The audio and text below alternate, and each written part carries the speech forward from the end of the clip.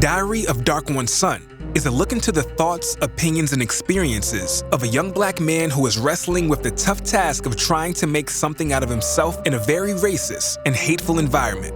It covers in detail the thoughts of a man as he observes and eventually learns how to cope and deal with the world around him. It is a story of a man who, while beset with many obstacles, learns how to overcome them in order to accomplish his goals and aspirations. This book is not for the faint of heart, and the opinions that are shared in this book can be deemed very offensive to some readers.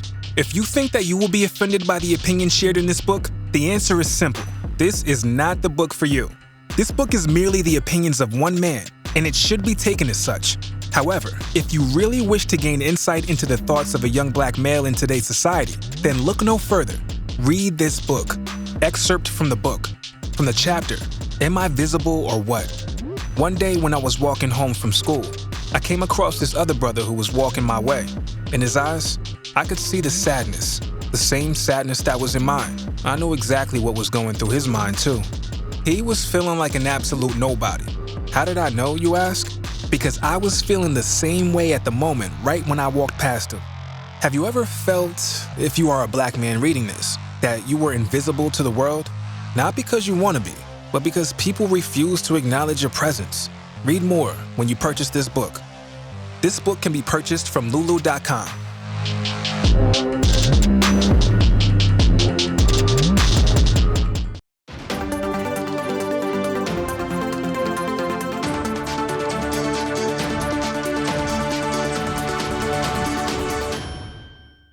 Welcome back to the African Diaspora News channel. My name is Richard Sudan. Thank you very much for tuning in. Please like and subscribe and support the platform and spread the word. So a very interesting story and development from the January the 6th domestic terror attacks, which has hit the news now. We've learned that the Capitol Police officer who shot and killed Ashli Babbitt, who was one of the domestic terrorists preparing to break into the House chamber, has been named as Lieutenant Michael Byrd. Now, the reactions are interesting and are telling. So the first thing to say really about Michael Byrd, the Capitol Police officer involved who has gone public and who shot Ashli Babbitt, is that Michael Byrd has said that he has received death threats since he's gone public and since he has been named. Now, in some ways, this doesn't really tell us anything we didn't already know, but it does reveal that the situation in the US, the status quo, remains as firm as ever. There was a perception pushed by some on the left, some sort of mainstream media outlets, that somehow the election of Joe Biden healed the sort of racial divide, the racial wounds, and somehow ended white supremacy in the United States, which of course is an illogical fallacy.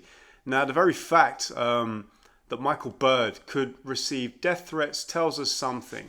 It tells us really, like, if we were to flip the reality on its head of what had happened, it would be very telling. And that's to say that, say for example, the domestic terrorists that were breaching the Capitol were black or Muslim or both. And let's say for argument's sake that Michael Byrd was a white officer, we know the reaction from many would have been very different. To be fair, Michael Byrd is being hailed as a sort of hero, or at least as someone who is doing his job by many. But there are millions across America who really view Ashli Babbitt as some sort of hero. You had Donald Trump and various GOP lawmakers, among others, who have presented Ashli Babbitt as some sort of martyr, some sort of a figure to be worshipped, some sort of casualty of the sort of woke politics and BLM demonstrations that have engulfed the country. You know, when the reality is she was part of a group of people who were attempting to breach the Capitol buildings, did breach the Capitol buildings, and was literally preparing to break into the House chamber and potentially endanger the lives of American politicians and lawmakers. And that's the reason she lost her life.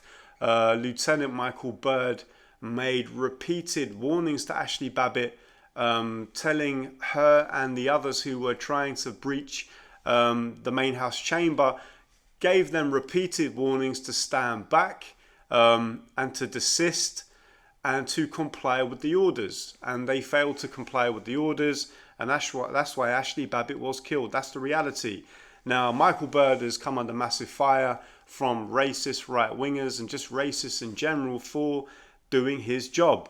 But of course, we know the reality of January the 6th is that if it were black protesters, if it were anyone really other than, predominantly white people breaching the Capitol buildings, the reaction would have been vastly different. Now, just a reminder here that this definitely was a domestic terror attack. We know that because it fits the definition.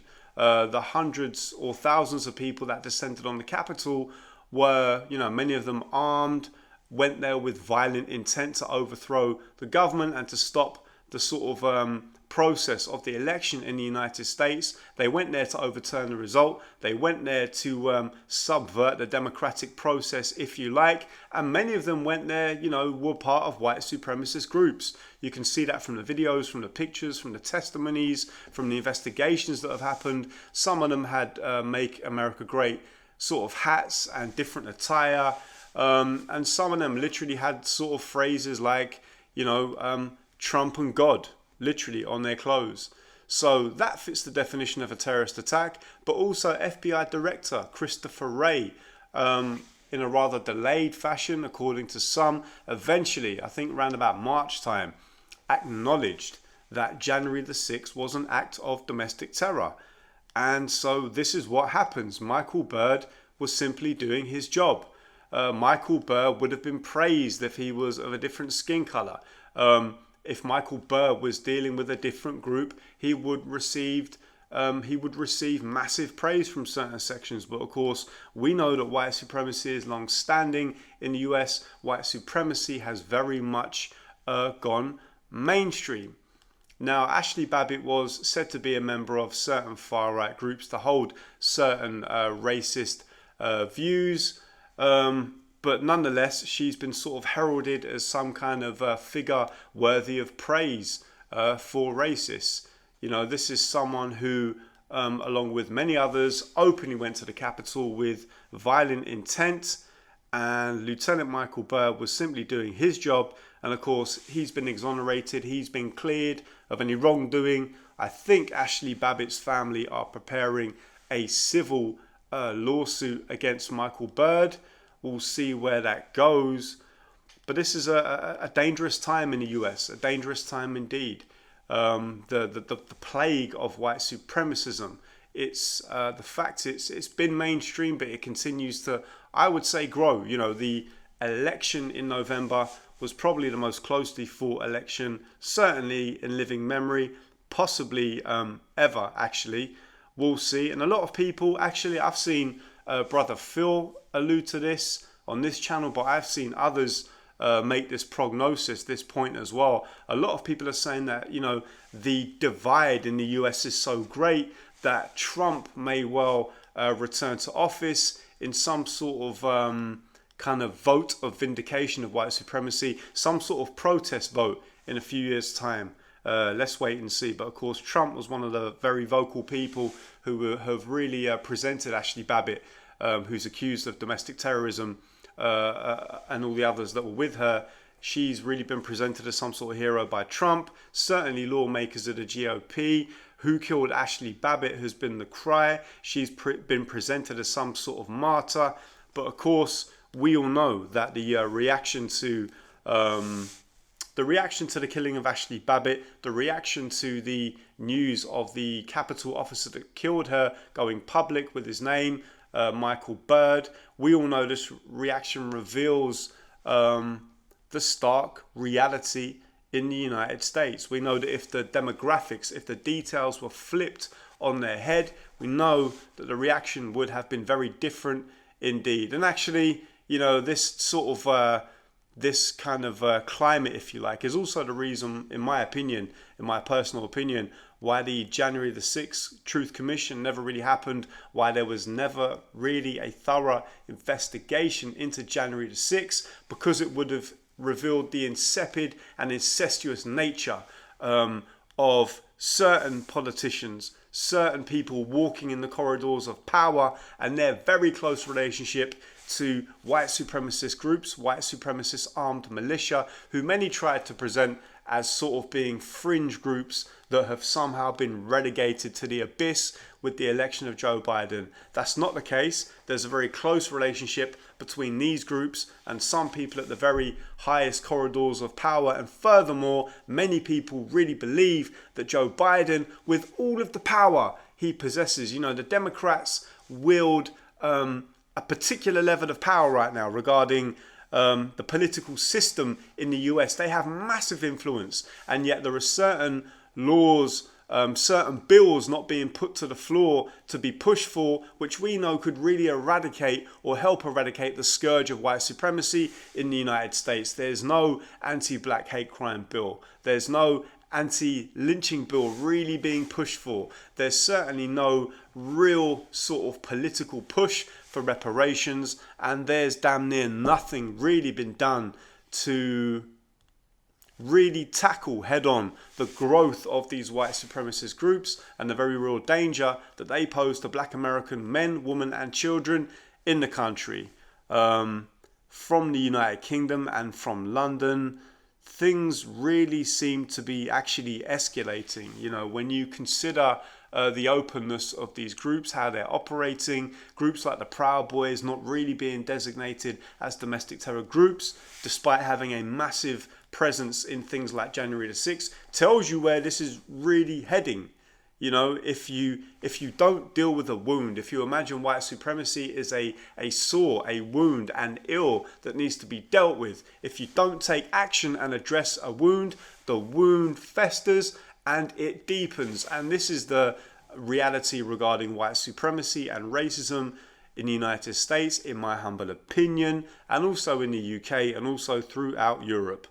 So Michael Byrd, the officer who killed Ashli Babbitt in the line of duty doing his job, he's receiving death threats, all kinds of criticism from all sorts of racist quarters in the United States. But let's see how this story develops in the coming weeks. For now, I just wanted to bring you this update. I appreciate you tuning in as ever. Please remember to support the platform, African Diaspora News channel. Get involved in the conversation. Hook up to the website. Much respect and appreciation for tuning in as ever. This is the African Diaspora News channel. My name is Richard Sudan, and we will see you next time. 250 years of slavery, 100 years of Jim Crow, sharecropping, the Ku Klux Klan, lynchings, bombings, mass incarceration, the separation and destruction of the black family. All of that has had an effect on our mind. Our mind needs to be decolonized. We today are experiencing mental slavery, not physical slavery as once our ancestors had to endure. In my book, 7 Steps to Decolonize the Mind, we take you through every step to start releasing the chains that's on your mind. He or she who controls the mind control the person. It is in a vested interest of the white supremacist system to keep your mind bogged down in a mental slavery, throwing entertainment, throwing drugs, throwing alcohol, anything they can at you to keep you bogged down. You got to free yourself from mental slavery by purchasing our book, 7 Steps to Decolonize the Mind, today on Amazon. Make sure you share it with your family, share it with your friends. Everyone can benefit from decolonizing the mind, because once your mind is decolonized, you will never be put to sleep again.